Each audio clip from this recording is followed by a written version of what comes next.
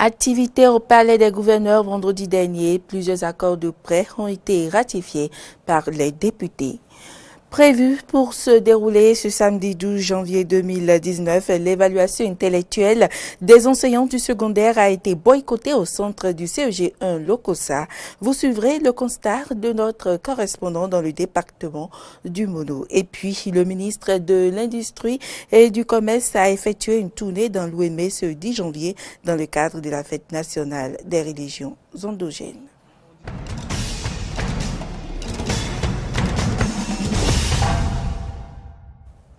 Mesdames, Messieurs, bonjour et bienvenue dans cette édition.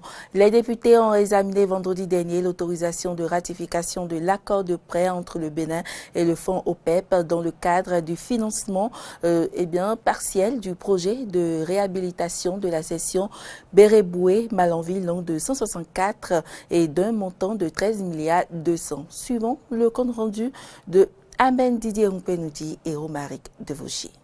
La Commission des finances et échanges de l'Assemblée nationale, appelée à présenter son rapport sur ce projet de loi portant autorisation de ratification de l'accord de prêt signé entre le Bénin et le fonds OPEP dans le cadre du financement partiel du projet de réhabilitation de la section Bérouboué-Malanville, longue de 164,4 km, a laissé voir un intérêt pour notre pays à autoriser cette ratification. Ce projet permettra donc aux commissions Bérouboué-Malanville de jouer pleinement son rôle de désenclavement du nord du Bénin et favorisera entre autres la sécurité routière et le confort des usagers, la réduction du coût d'exploitation des véhicules et du temps de parcours, l'optimisation des échanges commerciaux, la contribution au renforcement et à la modernisation du réseau routier, l'amélioration de la compétitivité du corridor des miroirs au niveau sous-régional,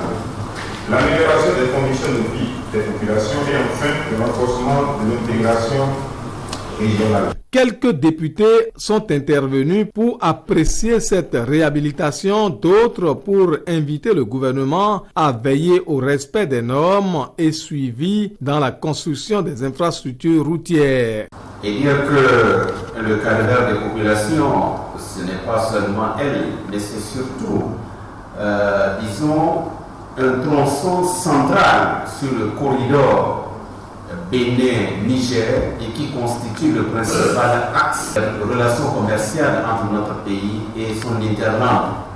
Et je pense mobiliser le financement pour assurer la reconstruction de cette route participe donc des actions que nous ne pouvons que saluer et louer de la part du gouvernement. La ministre en charge de l'enseignement supérieur de la recherche scientifique, Marie-Odile Tanassor, représentant le gouvernement, a apporté quelques éclairages et rassure les honorables députés de l'attention que le gouvernement mettra à la réalisation de ces projets. Nous allons mettre à l'œuvre pour satisfaire la requête pour que toutes les zones soient pourvues des voies afin d'apporter les meilleures conditions de vie aux populations.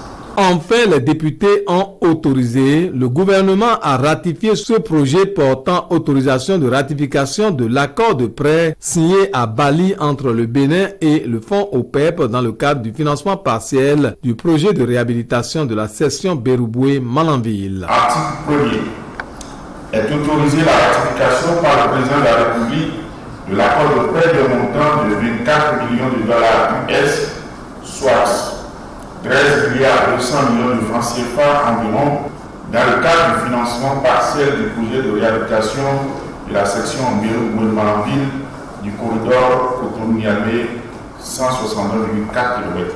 Juste après cette ratification, les députés se sont attelés à l'examen des autres points à l'ordre du jour. Le gouvernement a également été autorisé par l'Assemblée nationale à ratifier l'accord de prêt signé le 12 novembre 2018 avec le Fonds africain de développement dans le cadre de la mise en œuvre du programme d'appui à la compétitivité économique du Bénin. On retrouve Amen Didier Mpenoudi et Romaric Devauchier. Les députés ont passé à examen ce projet de loi portant autorisation de ratification de l'accord de prêt signé à Cotonou le 12 novembre 2018 entre le Bénin et le Fonds africain de développement dans le cadre de la mise en œuvre du programme d'appui à la compétitivité économique du Bénin. La commission du plan et équipement de l'Assemblée nationale a présenté son rapport qui montre bien l'intérêt pour notre pays de signer cet accord d'un montant de 3,822 milliards de francs CFA. Le programme d'appui à la compétitivité économique du Bénin est un programme qui va contribuer à la création des conditions favorables à une croissance économique forte et inclusive. Sa mise en œuvre permettra de mettre en place un cadre légal et réglementaire propice au développement d'un secteur privé structuré et créateur de valeur ajoutée. Ce programme renforcera à coup sûr la gouvernance du secteur de l'énergie et l'adéquation entre l'offre et la demande. Après quelques observations des députés et du président de l'Assemblée nationale, le projet de loi qui entre dans le cadre de la mise en œuvre du programme d'appui à la compétitivité économique du Bénin a été soumis au vote puis adopté. L'Assemblée nationale a délibéré et adopté en sa séance du 11 janvier 2019 la loi dont la teneur suit. Article 1er. Est autorisée la ratification par le président de la République du Bénin de l'accord de prêt signé à Cotonou le 12 novembre 2018 entre la République du Bénin et le Fonds africain de développement pour un montant de 3,822 milliards de francs CFA dans le cadre de la mise en œuvre du programme d'appui à la compétitivité économique du Bénin. Quels sont ceux qui sont pour? Merci. Procuration pour? Merci. Contre? 0. Procuration contre? 0. Abstention? 0. Procuration abstention? 0. La loi numéro 2019-2 est adoptée.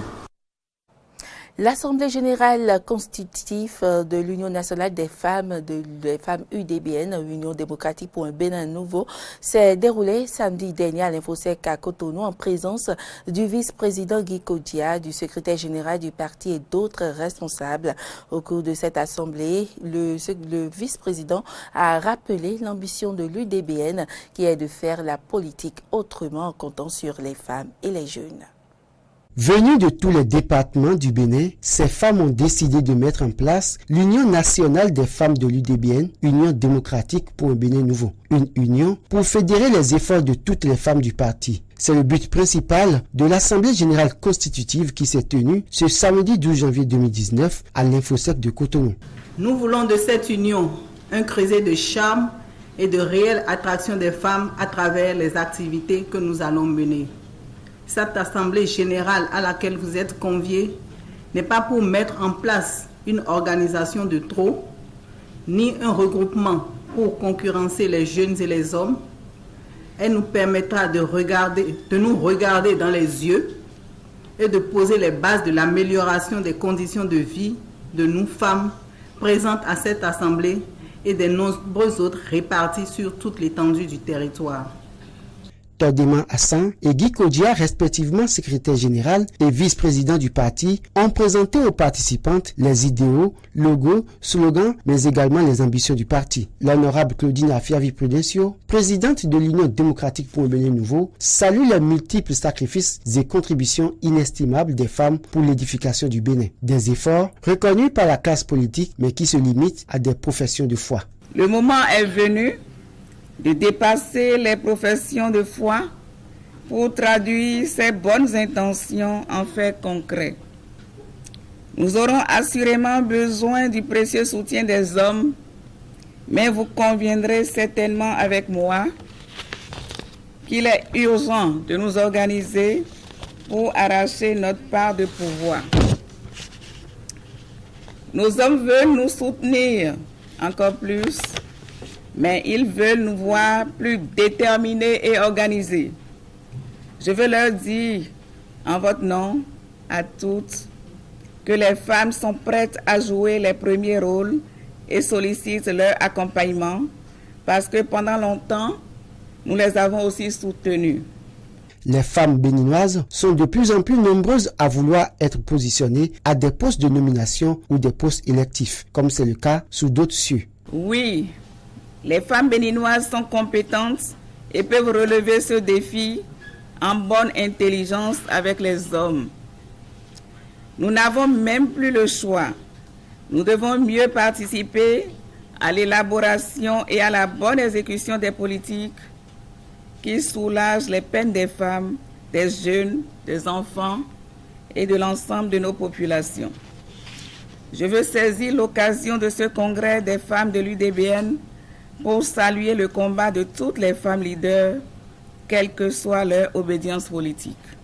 La réforme du système partisan n'aura tout son sens que si elle valorise de nombreuses femmes leaders et une jeunesse dynamique. Et la meilleure machine pour le positionnement des femmes et des jeunes, c'est l'UDBN, Union démocratique pour un Bénin nouveau, précise l'honorable Claudine Afiavi-Prudencio. Il faut préciser qu'au thème des travaux de cette Assemblée générale constitutive des femmes de l'UDBN, c'est Mme Marianique Gouton qui a été élue présidente de cette union par ses pairs.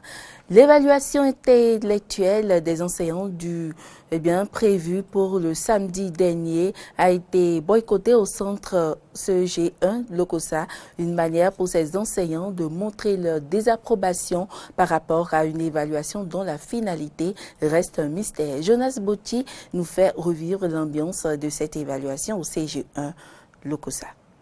Attendus dans les salles de composition au CG1 Lokossa, les professeurs permanents et vacataires des collèges de la commune de Lokossa ont choisi de s'attrouper sur l'esplanade de la Maison du Peuple pour de là observer les policiers qui surveillaient l'entrée de l'établissement. Et pourtant, la première épreuve, celle de la culture générale, se déroulait déjà avec moins d'une dizaine de candidats, selon les syndicalistes qui se félicitent dehors d'avoir réussi à boycotter cette évaluation qu'ils qualifient de complot contre les enseignants. L'évaluation que le gouvernement nous propose n'a aucune base juridique. Nous nous sommes retournés dans les tests, on a consulté des juristes, on a constaté que ça n'a rien de juridique. C'est un complot contre le corps enseignant. On dit qu'on fait une évaluation et qu'on ne va pas corriger, qu'il n'y aura pas de résultats affichés, alors qu'on menace tous les jours de renvoyer les gens dans le système éducatif. Nous avons compris qu'il ne faut pas céder à cette pression-là. Le ministre de l'enseignement primaire a dit que, après l'évaluation, de ne pas lui dire de garder des médiocres. Alors qu'est-ce qu'il veut insinuer? Selon le responsable syndical Brice Dossa, cette évaluation a l'air d'un subterfuge pour éjecter de leur rang les enseignants réversés qui ont pourtant permis entre-temps à maintenir le système éducatif au moment où le gouvernement ne faisait plus de recrutement. Au moment où le système éducatif était à terre dans ce pays, les gouvernements n'ont pas recruté les enseignants. Et ils créaient les collèges, ils créaient les écoles. Et c'est les communautaires et les contractuels locaux qui gardaient le système. Parce que ceux qu'on a recrutés en 86 étaient déjà usés, fatigués. Et c'est ces jeunes qui sont venus, qui ont insufflé la dynamique au développement du système éducatif. Aujourd'hui, on trouve que les reversés, qui ont été formés 3 ans après leur reversement, qui ont fini la formation, il faut les chasser. Nous ne cédons pas à cette pression-là. Voilà qui relance le bras de fer entre gouvernement et enseignants alors qu'on croyait avoir mis définitivement fin aux tensions sociales dans le secteur de l'éducation au Bénin. Les leaders politiques de la commune de Komé aidés de quelques personnalités politiques du département du Mono sont allés exposer samedi dernier le programme d'action du gouvernement aux populations de l'arrondissement d'Akodéra, une manière pour eux de susciter l'adhésion massive de ces populations à la gouvernance du président Patrice Talon. Jonas Botti.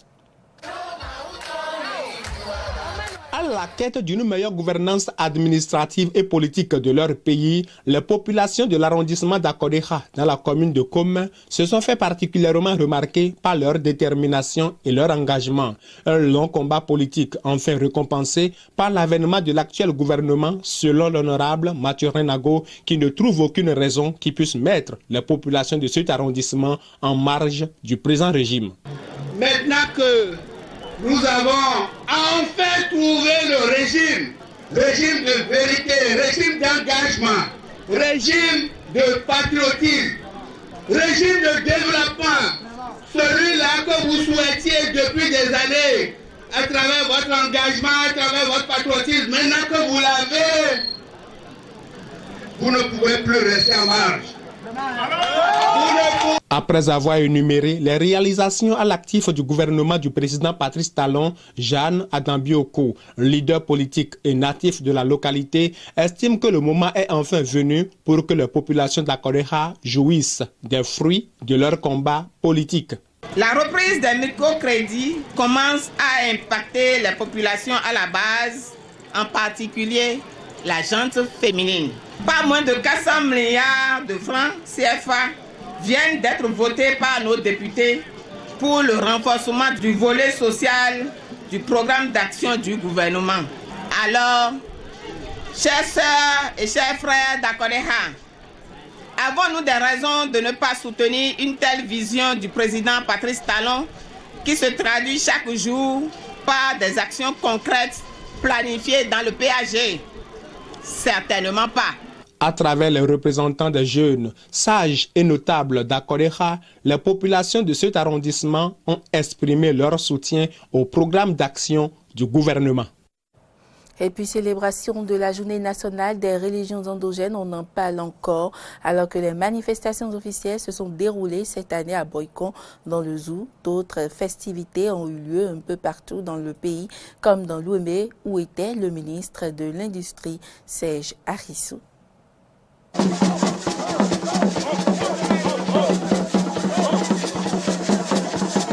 10 janvier, fête nationale des religions endogènes ou fête du Vaudon au Bénin. Le Zangbetor, gardien de la nuit, a égayé les esprits et démontré toute sa superpuissance dans l'Ouémé.